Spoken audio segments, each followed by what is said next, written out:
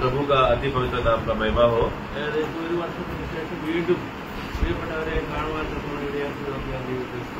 लगभग 1 साल के बाद फिर से दोबारा नासिक मंडली में आकर प्रिय लोगों के साथ आराधना में भेंट भाग लेने के लिए प्रभु ने जो अवसर दिया उसके लिए धन्यवाद। आराधना के विषय में बस एक छोटा सा बात को ध्यान करने का आग्रह रखता हूँ। यूहन्ना का सुसमाचार 19 अध्याय उसका 30। जब यीशु ने वह सिरका लिया तो कहा पूरा हुआ और सिर झुकाकर प्राण त्याग दिए। പറഞ്ഞിരിക്കുന്ന വിഷയം നമുക്ക് എല്ലാവർക്കും അറിയാവുന്നതാണ്. ആരാധനയോടുള്ള ബന്ധത്തിൽ നാം ഇത് ധ്യാനിക്കുകയും കർത്താവിനെ ആരാധിക്കുകയും ചെയ്യുന്ന ഒരു വിഷയമാണ്. हम लोग को पढ़ा हुआ विषय ये किस भाग पर है, किस विषय पर है, आप लोग सब अच्छी तरह से जानते हैं। और आराधना में अधिकतर हम लोग इस विषय को लेकर प्रभु का किया हुआ कार्य को हम याद करते हैं। 28वां वाक्य होता है, उसका 28 भी पढ़ेंगे। इसके बाद यीशु ने यहाँ जानकर कि अब सब कुछ पूरा हो चुका, इसलिए कि पवित्र शास्त्र में जो कहा गया वह पूरा हो कहा, मैं प्यासा हूँ। ഇവിടെ നമുക്ക് വായിക്കുവാൻ കഴിഞ്ഞാൽ അതിന്റെ ശേഷം സകലവും തികഞ്ഞിരിക്കുന്നു എന്ന് യേശു അറിഞ്ഞിട്ട് തിരുവഴുത്തി നിവൃത്തിയാവുമാണ് എനിക്ക് ദാഹിക്കുന്നു എന്ന് ഇവിടെ പറയുന്നതായി നമുക്ക് കാണാൻ കഴിയും.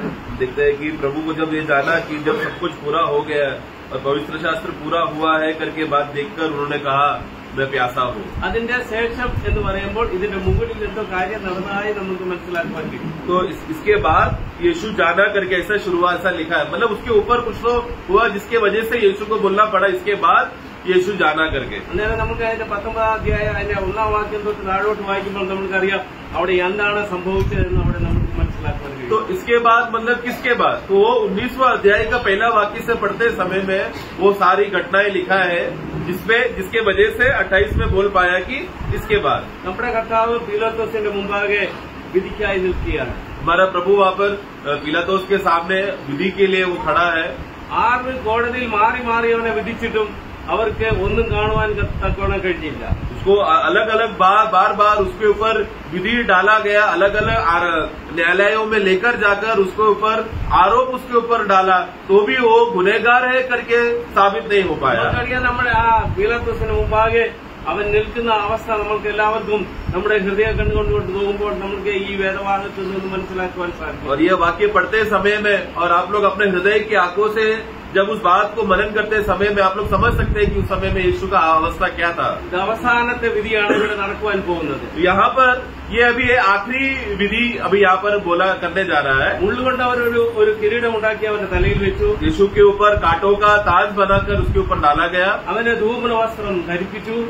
उसके ऊपर वस्त्र, राजा का वस्त्र पहनाया. ഇതെല്ലാം ധരിച്ചുകൊണ്ട് അവൻ ആ പീലാത്തോസിന്റെ അരമനയിൽ വിധിക്കായി നിൽക്കുന്ന കാഴ്ചയാണ് നമുക്ക് കാണുവാൻ കഴിയും. मतलब उसको निंदा कर और उसको राजा के सामने खड़ा करके रखा. എന്നാൽ പീലാത്തോസിന് ഒരു കാര്യം മാത്രമേ പറയുവാൻ കഴിയുന്നുള്ളൂ, ഇവൻ അരുതാത്തതൊന്നും ചെയ്തില്ല, ഇവന്റെ മേൽ യാതൊരു കുറ്റമില്ല എന്ന് പറയുന്ന കാഴ്ച നമുക്ക് അവിടെ കാണുവാൻ കഴിയും. ये सब परिस्थिति होने के बावजूद भी पिलातोस इस सब अवस्थे में बार बार यही कहना चाहता है कि ये ऐसा कुछ भी गुनाह किया नहीं है या गलती किया नहीं है कि जिसके वजह से इसको सजा मिले.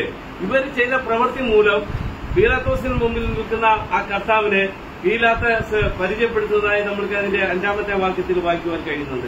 5 में पिलातोस वहाँ पर उसके विषय में देखो कहता है, तब यीशु कांटों का मुकुट और बैंजनी वस्त्र पहने हुए बाहर निकला और पिलातुस ने उनसे कहा, देखो यह पुरुष. देखो ये पुरुष. നമ്മൾക്ക് അവിടെ മനസ്സിലാക്കുവാൻ കഴിയുന്നത് അത് ആ മനുഷ്യൻ ഇതാ എന്ന് അവിടെ നിൽക്കുന്ന ജനത്തെ മുഴുവൻ പരിചയപ്പെടുത്താൻ കാരണം കർത്താവിനെ അവര് ചെയ്ത പ്രവൃത്തി മുഖാന്തരം അവൻ ആകപ്പാടെ മാറിപ്പോയി എന്ന് നമുക്ക് അവിടെ കാണുവാൻ കഴിയുന്നുണ്ട്. तो वहाँ पर अभी यीशु को सभी लोगों के सामने जो राजा है, पिलातुस राजा है, यीशु को सबके सामने परिचय करके बताना चाहता है, देखो तुम लोगों ने इसका अभी क्या हालत करके रखा, देखो वो पुरुष, देखो वो मनुष्य जिसको तुमने क्या हालत कर दिया है. ഇതെല്ലാം കഴിഞ്ഞതിന് ശേഷമാണ് ഈ അവസാന വാക്യത്തിലേക്ക് വരുമ്പോൾ അവന് അവിടെ വായിക്കുവാൻ നമുക്ക് കഴിഞ്ഞത് അതിന്റെ ശേഷം സകലവും നിവർത്തിയായി എന്ന് പറയുന്ന കാഴ്ച നമുക്ക് അവിടെ കാണുവാൻ കഴിയും. और इस रीति से सब प्रकार का अलग अलग नाना प्रकार का निंदा दुख और कष्ट सह सहकर है 28 में आकर वो कहता है कि देखो जब वचन पूरा हुआ तो प्रभु ने जान लिया. നമ്മൾ മാനുഷികമായ രീതിയിൽ ഒന്ന് ചിന്തിച്ചു നോക്കിയാൽ മരണത്തിന് മുമ്പാകെ പലരും വെള്ളം ചോദിക്കുന്ന അവസ്ഥ നമുക്ക് അവിടെ കാണുവാൻ കഴിയും. और ये हम जानते हैं कि स्वाभाविक रीति से भी जब मृत्यु का निकट आते समय में लोग हमेशा प्यास पानी का मांग करते हैं क्योंकि वो लोग प्यासा हो जाते हैं. ചിലപ്പോൾ ഒരാള് ചിലപ്പോൾ ഒരു ഗ്ലാസ് അല്ലെങ്കിൽ ഒരു 2 സ്പൂൺ വെള്ളം മാത്രമേ കഴിക്കാറുള്ളൂ. कभी कभी कुछ लोग एक वाटी या 2 चम्मच पानी ही देते हैं. എന്നാൽ മറ്റു പലരും ഒരു ഗ്ലാസ് പാനി കുടിക്കുന്നതായി നമുക്ക് കാണുവാൻ കഴിയും. और ऐसे भी सुनने में आया है कि कभी कभी वो लोग एक कटोरा पूरा भर के देते हैं पानी. നമുക്കിവിടെ കാണുവാൻ കഴിയുന്നത് കർത്താവിന്റെ വായോടടുപ്പിച്ചത് എത്രമാത്രമായിരുന്നു എന്ന് നമുക്ക് അവിടെ കാണുവാൻ കഴിയും. तो यहाँ पर हम देखते हैं कि प्रभु को कितना एक कड़वा एक कट्टा सिरका उनको पीना पड़ा. ഒരു പുളിച്ച വീഞ്ഞ് ഒരു സ്പോങ് ഓടത്തന്മേ അത് സ്പോഞ്ച് മുക്കി നമുക്കറിയാം അത് എത്രമാത്രത്തിലാവും അതിൽ നിന്ന് അവരുടെ വായോടെ അടുപ്പിച്ചു എന്ന് നമുക്ക് അവിടെ വായിക്കുവാൻ കഴിയും. 29 वाक्य में वहाँ पर हम देखो कि वो कितना माप पे यीशु को वहाँ पर वो सिरका पिया करके हम वहाँ पर हम देखते हैं. നമ്മൾക്ക് അവിടെ കാണുവാൻ കഴിയുന്നത് നിവൃത്തിയായി അത് അവൻ കുടിച്ചില്ലയോ നമ്മൾക്ക് കാണുവാൻ കഴിയുന്നത് അവൻ അവിടെ കുടിച്ചു എന്നാണ് പറയുന്നത്. എന്നാൽ അവൻ രുചി നോക്കിയാറെ അവന് കുടിക്കുവാൻ കഴിഞ്ഞില്ല എന്ന് നമ്മൾക്ക് മത്തായി സുവിശേഷത്തിൽ കാണുവാൻ കഴിയും. और अब मत्ती में भी मत्ती के सुसमाचार में इस रीति से हम पढ़ते हैं कि जब उसको पहला वो दिया गया था तो उन्होंने वो नहीं पिया. यहाँ पर हम देखते हैं कि वो पिया करके ഇവിടെ നമ്മൾക്ക് കാണുവാൻ കഴിയുന്നത് പുളിച്ച വീഞ്ഞ് കുടിച്ച് നിവൃത്തിയായി എന്ന് പറഞ്ഞ് തന്റെ പ്രാണനെ പിതാവിന്റെ കരങ്ങളിലേക്ക് വരവേൽപ്പിക്കുന്നതായി. और क्यों है ऐसा? क्योंकि जब समय का पूर्ति हुआ, जब वो जाना कि पवित्र शास्त्र का सब बातें पूरा हुआ तो तब उन्होंने वो सिरका पिया और अपना आत्मा को पिता की ओर सौंप दिया. നമ്മൾക്ക് കാണുവാൻ കഴിയുന്ന ഒരു പാട്ടുകാരൻ ഇപ്രകാരം പറയുന്നുണ്ട്, വീടുത്ത് പിന്നെ തന്നെ സഭാവ്യോങ്ക ഒരു പാട്ട് നമുക്ക് കാണുവാൻ കഴിയുന്നുണ്ട്. ഈ പുളിച്ച വീഞ്ഞ് കുടിച്ച് അവൻ നിവൃത്തിയായി എന്ന് പറഞ്ഞ് പ്രാണനെ ഏൽപ്പിച്ചു കൊടുത്തതായി നമുക്ക് കാണുവാൻ കഴിയുന്നു. ये गीत भी ऐसा गाते हैं कि वो सिरका पिया और पाप के विषय में जो मनुष्य जात के ऊपर का जो बोझ था वो बात को प्रभु यीशु मसीह ने पूरा किया.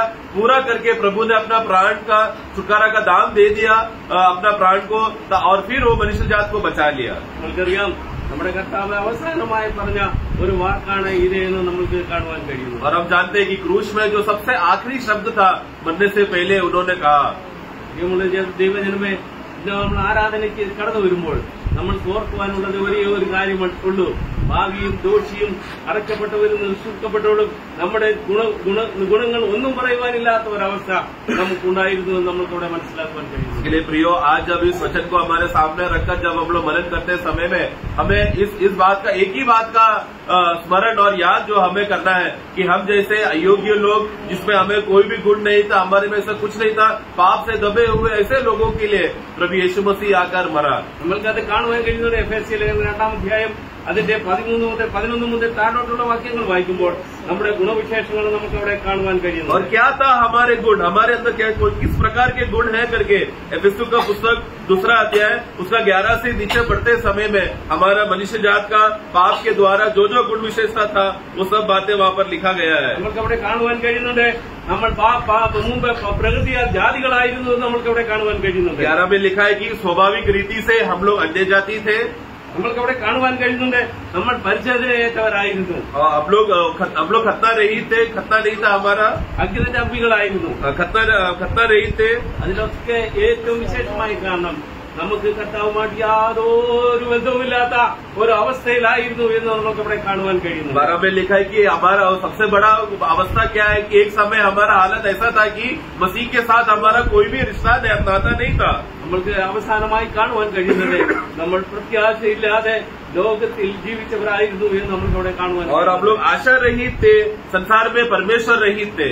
എന്നാൽ നമ്മൾക്ക് ഇവിടെ കാണുവാൻ കഴിയുന്നത് ഇതെല്ലാം കണ്ടുകൊണ്ടാണ് പിതാവാം ദൈവം തന്റെ പുത്രനെ ഈ മാനവരാശിയുടെ രക്ഷയ്ക്ക് വേണ്ടി ഭൂമിയിലേക്ക് അയച്ചത് എന്ന് നമ്മൾക്ക് ഇവിടെ മനസ്സിലാക്കാം. ये सब इस रीति का गिरा हुआ परिस्थिति का हालत को देखते हुए है परमेश्वर ने सही समय पर अपने इकलौता पुत्र को भेजकर मनुष्य जात को बचाने के लिए अपना पुत्र के द्वारा वो हल निकाला.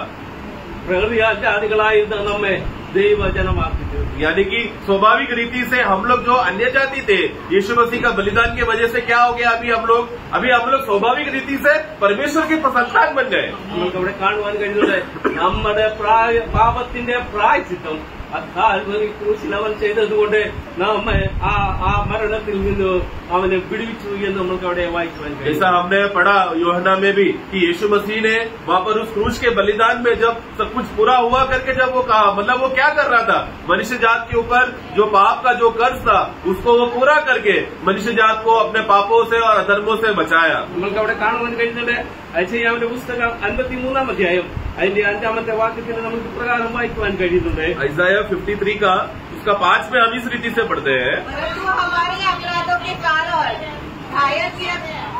അവിടെ നമുക്ക് കാണുവാൻ കഴിയുന്നത് അതിന്റെ അവസാന ഭാഗത്ത് ഇപ്രകാരം കഴിയുന്നുണ്ട്, നമുക്ക് സമാധാനത്തിനായുള്ള ശിക്ഷ അവന്റെ പേരിൽ ചുമത്തി എന്ന് നമുക്ക് അവിടെ വായിക്കുവാൻ. पढ़े आगे पढ़ना.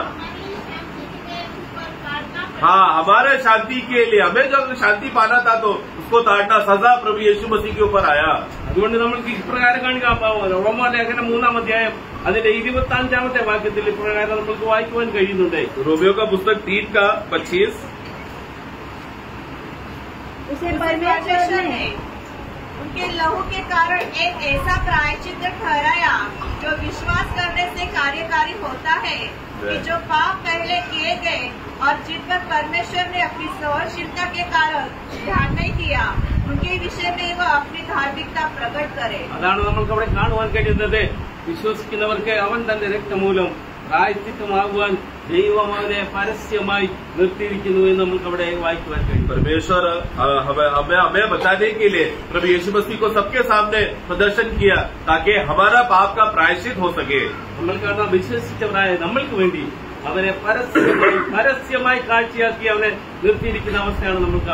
तो वो सबके सामने उनको प्रदर्शन करके रखा ताकि हम जो विश्वास करने वाले लोगों को आपको फायदा हो सके. എന്തിനു വേണ്ടിയാണ് അവനെ പരസ്യമായി നിർത്തിയത്? क्यों सबके सामने प्रभु यीशु मसीह को खड़ा करके रखा? എന്നെയും നിങ്ങളെ ഓരോരുത്തരെയും രക്ഷിക്കുന്നതിന് വേണ്ടി ആ രക്ഷ സാധ്യമാക്കി തീർക്കുന്നു എന്ന് കാണുവാൻ വേണ്ടിയാണ് അവനെ പരസ്യമായി അവിടെ നിർത്തിയിരിക്കുന്നത്.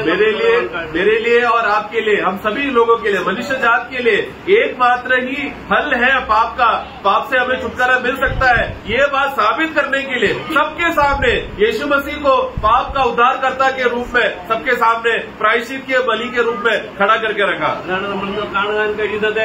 സകലവും നിവൃത്തിയായി എന്ന് പറഞ്ഞ് തന്റെ പിതാവിന്റെ കരങ്ങളിൽ तन्ने प्राण ने കാണുവാൻ കഴിയുന്നു. इसके वजह से जब यीशु ने देखा कि सब कुछ बातें पूरा हो गया है पवित्र शास्त्र के अनुसार, यीशु ने कहा देखो सब कुछ पूरा हो गया है और उन्होंने अपने आप को पिता परमेश्वर की ओर सौंप दिया. ഇനി ഒന്നും അവന് ചെയ്തു തീർക്കുവാനില്ല. मतलब अभी मनुष्य के हल के लिए कुछ भी अभी करने की जरूरत नहीं है क्योंकि सब कुछ पूरा हो गया. എന്നാൽ നമുക്ക് അവിടെ കാണുന്നത് നമ്മുടെ കർത്താവ് അവിടെ പരാജയപ്പെടുകയല്ലായിരുന്നു. അവൻ സാത്താനെ ജയിച്ച് കാൽവരി ക്രൂശിൽ വിജയം കൊണ്ടാടി എന്ന് നമുക്ക് വായിക്കാൻ കഴിയും. तो लोग देखते समय में ऐसा लगता है कि यीशु वहाँ पर हार रहा था, दुखी हो रहा था, वेदना में जा रहा था, परंतु वो वैसा नहीं था. उस पराजित दशा जो दिख रहा था वहाँ पर शैतान का हार हो रहा था, पाप का वहाँ पर नाश हो रहा था, पिता परमेश्वर का क्रोध का छुटकारा मिलकर हम सबको विजय मिल सके, आजादी मिल सके, वो बड़ा कार्य वहाँ पर उसका प्रदर्शन वहाँ पर हो रहा था. അതുകൊണ്ട് നമ്മൾക്ക് ലഭിച്ചത് ആ നിത്യ ജീവന്റെ അവകാശിയായി തീരുവാൻ വലുവനായ ദൈവം നമ്മെ ഓരോരുത്തരെയും വിളിയാണ്. जिसके वजह से हम लोग सब लोग अनंत काल का मिरास का हिस्सेदार बन सके, हम लोग परमेश्वर का भागी हो सके, जिसकी वजह से आज यहाँ पर हम लोग एकत्र है. അതുകൊണ്ട് നമ്മൾ മൗനമായിരിക്കാനല്ല, നമ്മൾ അവനെ സ്തുതി സ്തോത്രയാളുകളാകൊണ്ട് അവനെ ആരാധിക്കുവാൻ വലുവനായ ദൈവോടെയാക്കണം. इसके लिए प्रिय प्रभु हम सबको सहायता करे कि हम लोग सब लोग यहाँ पर अभी चुप बैठकर शांति बनाए रखे, वो नहीं बल्कि प्रभु यीशु मसीह के द्वारा जो मिला हुआ कार्य की वजह से पिता परमेश्वर की ओर आओ हम लोग धन्यवाद का स्तुति रूपन अर्पण का भेंट चढ़ाए. ശിക്ഷാവിധിക്ക് യോഗ്യരായവരെ, മരണത്തിന് വിധിക്കപ്പെട്ടവരായ ആ നമ്മെ ഓരോരുത്തരെയും നമ്മുടെ മരണം നീക്കി, നമ്മുടെ നിത്യ ശിക്ഷാവിധി നീക്കി, നമ്മുടെ ജീവനും ചൈതന്യം തന്നെ നിത്യ ജീവന്റെ അവകാശിയായി തീർന്ന കർത്താവിനെ നമ്മൾക്ക് ആരാധിക്കാം, നമ്മൾക്ക് അവനെ മഹത്വപ്പെടാം. हम लोग जो हमेशा हमेशा के लिए मृत्यु का दंड के लिए और मृत्यु के अधीन में दबे हुए लोगों को सर्वदा का छुटकारा देकर हमें जीवन दिया, हमें मोक्ष दिया और हमें आजाद किया, उस अनंतकाल जीवन दिया हुआ उस प्रभु को आओ हम लोग सब लोग प्रभु की उपस्थिति में धन्यवाद करें। നമുക്ക് ദൈവത്തെ ആരാധിക്കാം, ദൈവത്തെ മഹത്വപ്പെടുത്താം, അവന്റെ വലിയ നാമം ഇന്ന് വന്നേക്കുമാണ്। ये सब बातों को याद करते हुए प्रभु को हम लोग धन्यवाद करें, उसको हम लोग प्रभु का हम लोग आशीष करें, महिमा करें। आमीन।